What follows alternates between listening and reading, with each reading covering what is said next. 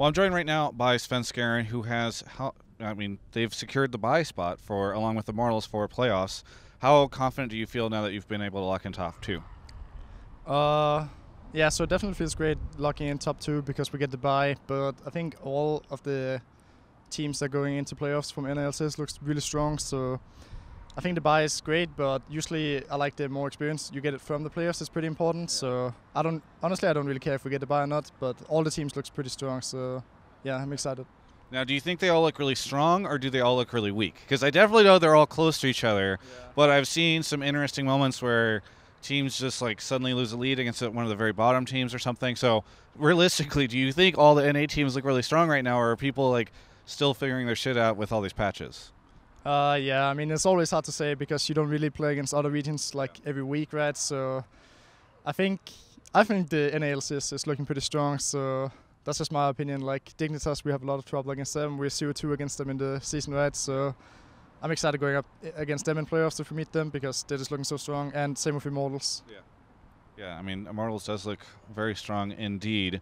Talking about the patches, how do you feel about the most recent patches that have hit and also the ones that are on the horizon? Because I know they have a great deal of change in them. I feel like a long time ago players stopped complaining and they just say, well, you know, it tests our ability to adapt, you know, but I legitimately, how concerned are you about all the changes all the time? Yeah, I mean, I get pretty tilted whenever I see a big playoff patch. Like, there's always a patch before playoffs, and it's always big. And I had issues with it. Like, I talked with like Riot and stuff, and they're like, "Oh, we don't do that." And then literally next season, there's a big patch before playoffs, and it's like every single time. It's pretty annoying. This time, like right now, there was a big patch as well, and then there's another even bigger patch like before playoffs again. So I think they just this time they don't really do that big changes. It's just nerf a buff, a lot of small changes on like. So it's like, I would be pretty annoyed to be a mid laner because like all the control mages is getting nerfed right now, so it's just super weird. So we don't even know like what the meta is going to be for playoffs, right? Yeah. Why don't you come in a little bit so we get you out of the sun? Now, I'm also quite curious because we were talking about this on our podcast this week. How do you feel about the fact that Riot seems to be more eager to hotfix stuff? Because I would think that, you know, in one sense, it's like, all right, that's taking the OP shit out of the way. But the other problem is that whenever you hotfix something, if you've hotfixed it after a couple days that it's come out, like players have tried to get used to that champion because it's going to be really strong, or they might have to play against it, and suddenly it's not even an issue. They kind of wasted all their time. So how do you feel about Riot hotfixes and how valuable they are for you guys? So if I was just a solo queue player, I would love the hotfixes because you don't really have to.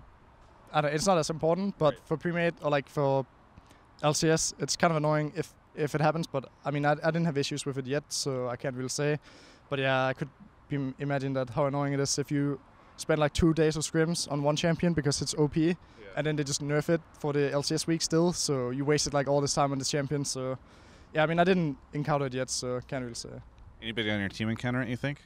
Like I know Doublelift was complaining about the Duskblade stuff. I assume he played a lot of Duskblade, and then obviously there's a Duskblade hotfix, right? Oh yeah. It's just like annoying, but we can deal with it. Okay. So not that big of a deal, but annoying. I was talking to Contractz a second ago, and we were talking about the state of junglers. You were over there. I don't know if you heard any of the stuff. But he feels as though he's top 2 jungler right now. He named Xmithy as the other guy. How do you feel about the fact that you're not getting included in this? I mean, maybe it's annoying. I guess it's kind of annoying, but I don't know. I mean, time will see, and playoffs. We're gonna see in playoffs who's the best. So yeah, that's all I have to say. So you don't agree with his assessment? I mean, I don't want to sound cocky, but yeah, maybe I'm like top 3. I'm fine with being top 3. Okay, yeah. All right, so maybe Xmithy, Contractz, and then you. Is that? Would you feel like that's okay? Yeah, that's okay for me. I'm fine with that. You'll take that one. That's nice. It's a nice little negotiation we got going here. Other than that, how are things going behind the scenes with TSM? We never ever truly know. You know, like Bjergsen might be screaming at people. Doublelift has reportedly negative attitude issues that we've heard about before.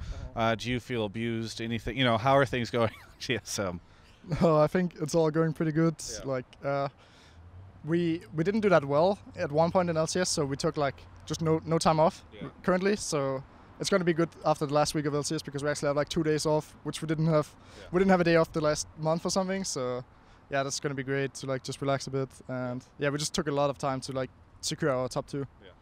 Now, are you worried at all about because this is a weird thing where suddenly there's 2 weeks off, and are you going to take time off for that, or do you feel like it's more important to buckle down with those 2 weeks and prep for playoffs? Like, how does that work for you? Yeah, I mean, since I just said that we didn't get a break since the last month, so since we got the top 2 secured, then I think we're going to take you are going to take the break. Sorry, I thought you said you had taken the break previously. Oh, no. Yeah. We didn't take a break now, so we're going to take like 2 or 3 days now before we do no break for whole playoffs. I gotcha. All right. Trying to think if there's anything else here at the end of the interview, but I think I've asked you pretty much everything I want to. Is there anything that you would like to say to any of the TSM fans? Thanks for supporting me. Yeah, it feels great when you guys cheer for me, and yeah, that's all. Very good. Well, thank you so much for the interview, Sven. For everyone else, you can check out the rest of our coverage of all things LCS here on my YouTube channel. Wow, wasn't that interview a ride? It certainly was for me. I watched the whole thing, and as I'm filming this outro, I totally know which interview this video is being attached to. You can check out the rest of my coverage here, and check out travisgafford.com/support.